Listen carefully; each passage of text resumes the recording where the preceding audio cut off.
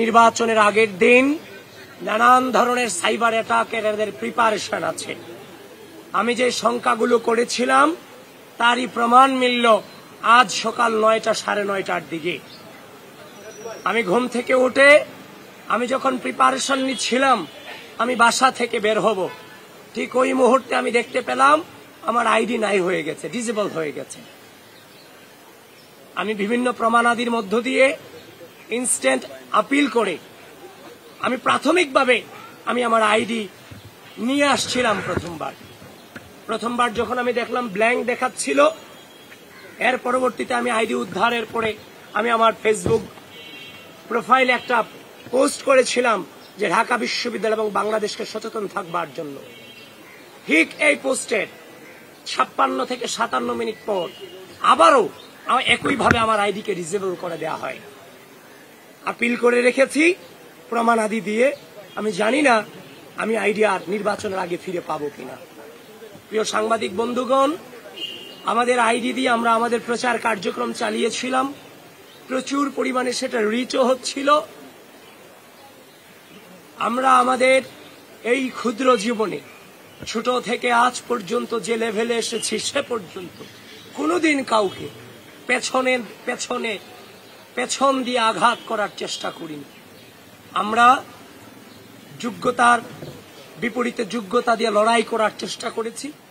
অপসংস্কৃতির বিরুদ্ধে সুস্থ সংস্কৃতি দিয়ে লড়াই করার চেষ্টা চালিয়ে গিয়েছি। আজ আমরা দেখতে পেলাম নির্বাচনের আগের দিন রাজনৈতিকভাবে মোকাবেলা করতে ব্যর্থ হয়ে আমাদেরকে সাইবার অ্যাটাক করে আমাদের আইডিগুলোকে ডিসেবল করে দেওয়া হচ্ছে। প্রিয় সাংবাদিক বন্ধুগণ, এই ঢাকা বিশ্ববিদ্যালয় 5 আগস্ট পূর্ববর্তী সময়ে আমরা লড়াই সংগ্রাম চালিয়ে গেছি সকল রাজনৈতিক অপসংস্কৃতির বিরুদ্ধে, এবং 5 আগস্ট পরবর্তী সময়ে সুস্থ রাজনৈতিক সংস্কৃতি চর্চা করতে গিয়ে আমরা একটা অদৃশ্য শক্তির বিরুদ্ধে এই ক্যাম্পাসে লড়াই চালিয়ে গিয়েছি, যারা শিক্ষার্থীদের মানবাধিকার বিশ্বাস করে না, যারা শিক্ষার্থীদের মত প্রকাশকে ভয় পায়।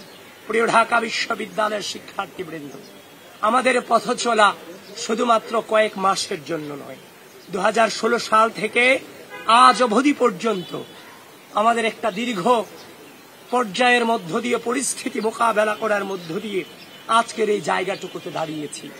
জীবনে কোনোদিন অন্যায়ের সাথে আপোষ করিনি, শিক্ষার্থীদের স্বার্থের প্রশ্নে আপোষ করিনি, বাংলাদেশের স্বাধীনতা সার্বভৌমত্বের প্রশ্নে আপোষ করিনি। আজকের এই দিনে আমার এই একটা প্রেস ব্রিফিং করা কোনোভাবেই কাম্য ছিল না এবং একদম অনাকাঙ্ক্ষিত ছিল। আগামীকাল নির্বাচন, আমার নির্বাচনী প্রক্রিয়া নিয়ে আমাদের ব্যস্ত থাকার কথা ছিল। কিন্তু ঢাকা বিশ্ববিদ্যালয়ের শিক্ষার্থীদেরকে বলতে চাই, যারা এই অন্যায় পথকে বেছে নিয়েছে, যারা এই প্রপাগান্ডাকে বেছে নিতে চায়, সাইবার বুলিং করে রাজনৈতিকভাবে মোকাবেলা করতে না পেরে সাইবার বুলিং করে মোকাবেলা করতে চায়, প্রিয় ঢাকা বিশ্ববিদ্যালয়ের শিক্ষার্থীবৃন্দ, আপনারা আগামীকাল 9 সেপ্টেম্বর ব্যালটের মধ্য দিয়ে তার জবাব ইনশাআল্লাহ আপনারা দেবেন, সেটা আমরা বিশ্বাস করি। জীবনের প্রতিটি পড়তে খুব বাজে সিচুয়েশন অতিক্রম করেছি, কিন্তু বারবার একটা বাক্য উচ্চারণ করেছিলাম যে মিথ্যার শক্তিতে কেউ বিভ্রান্ত হয়েও না।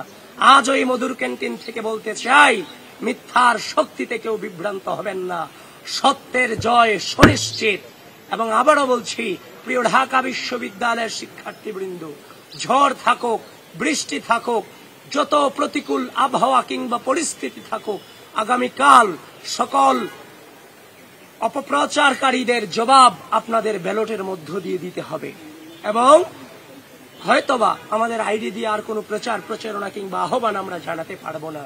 প্রিয় সাংবাদিক ভাইয়েরা, আপনাদের মধ্য দিয়ে গোটা জাতিকে এবং ঢাকা বিশ্ববিদ্যালয়ের শিক্ষার্থীদেরকে আহ্বান করতে চাই, আগামীকাল আমাদের প্রত্যেককে নেতৃত্ব দিতে হবে।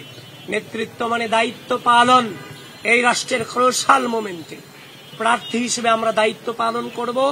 সাধারণ শিক্ষার্থী হিসেবে আপনার ভোটাধিকার যথাযথভাবে প্রয়োগের মধ্য দিয়ে আপনারাও দায়িত্ব পালন করবেন, এটুকুই আপনাদের কাছে আকুল নিবেদন।